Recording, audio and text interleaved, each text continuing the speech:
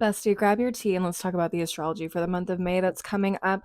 When I tell you it's going to be exponentially better than the dumpster fire that was the first 4 months of 2025, I truly mean it. Now, nothing is perfect. Life is not without its ups and downs and its challenges, and that is certainly true of the month of May, but it is going to be so much smoother. And honestly, the amount of challenges are minuscule. Let's get into it. So we're going to go ahead and just do the 1st through the 4th of May to start and just take a look at the transits happening between then. So May 1st, we have two transits and they both involve Uranus, making a trine to the South Node in Virgo and sextiling the North Node in Pisces. Let's start with Uranus trining the South Node in Virgo. So this, if you don't know or if you're not familiar with Uranus and what it represents, it is the planet of unexpected shifts.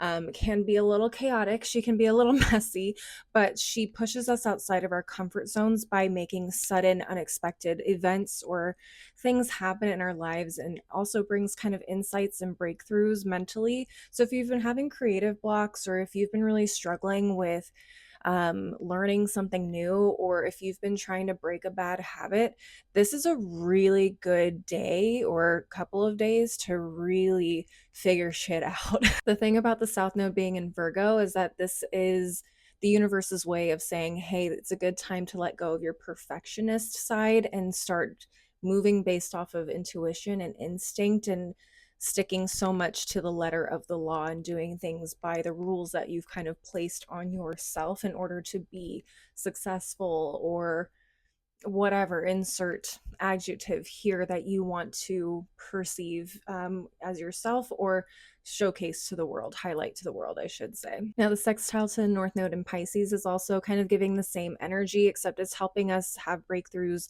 in our personal development and just helping you take practical steps towards your big dreams or goals.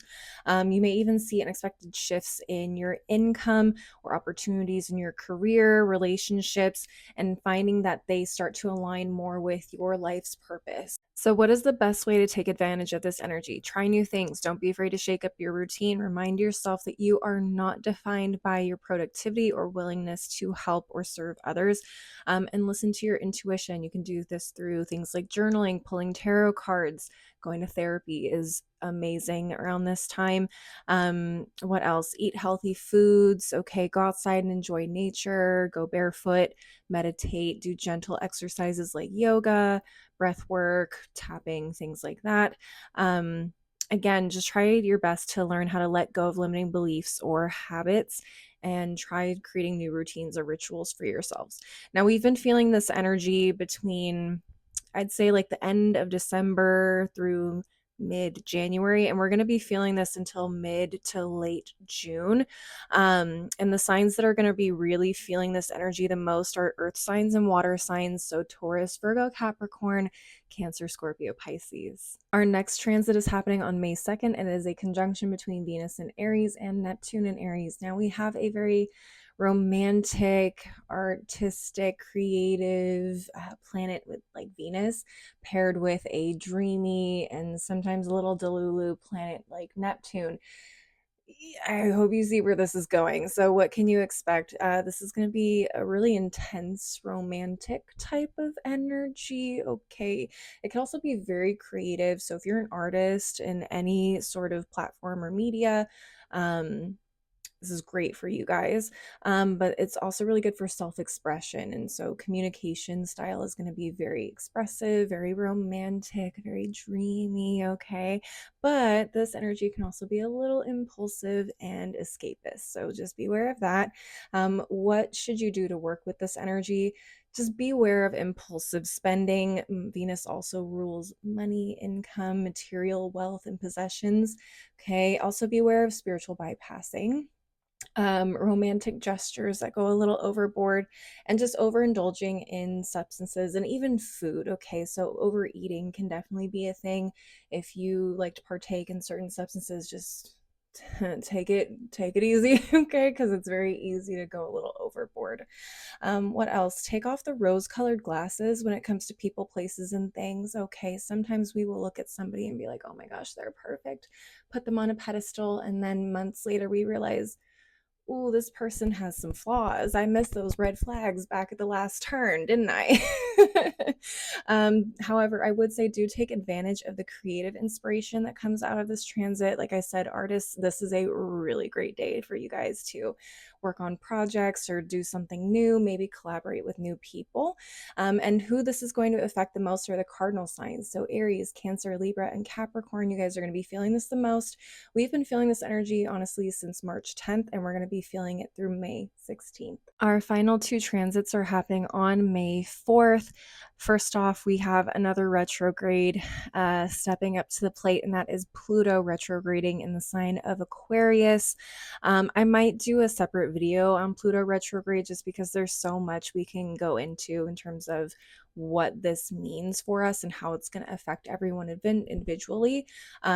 What I always tell people is for those outer planets that go into retrograde, I wouldn't be too worried about the effects of them because those planets tend to stay retrograde longer, and they're not quite as impactful as, say, a Mercury, Venus, or Mars retrograde. So just know that we will have Pluto in retrograde until about October 12th of this year. The fixed signs are going to be feeling this one the most. So Taurus, Leo, Scorpio, and Aquarius. Sorry, friends, that's just how it goes. And this is essentially helping us kind of reevaluate how we engage in certain communities.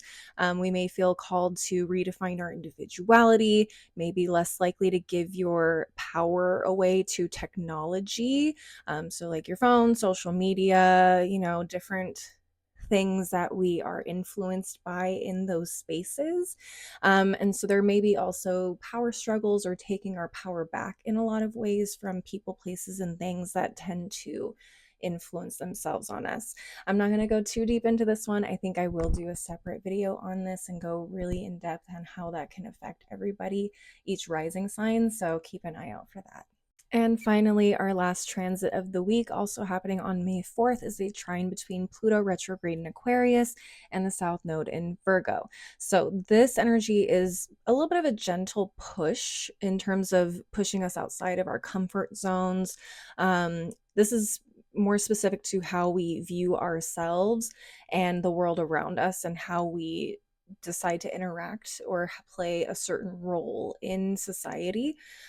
So this is a really good time to also learn how to remove limiting beliefs, routines, and behaviors, and start to align ourselves more with who we want to be and the goals and dreams that we've set for ourselves. Okay, it's a really good time for journaling, therapy, trying new things, shaking up your routines, shaking up maybe who you spend more time with, what you pay attention to, what you give your power to. Okay. And just take a look at how you see the world, and maybe there's a different perspective out there that you align more with. Who is this going to affect the most? Air signs, so Gemini, Libra, Aquarius, the earth signs, Taurus, Virgo, Capricorn, and then the fixed signs, which are Taurus, Leo, Scorpio, and Aquarius. This energy we've already been feeling since July 22nd of last year, and we're going to be feeling this up through May 13th. Let me know below in the comments if there's a certain transit or energy you're looking forward to the most.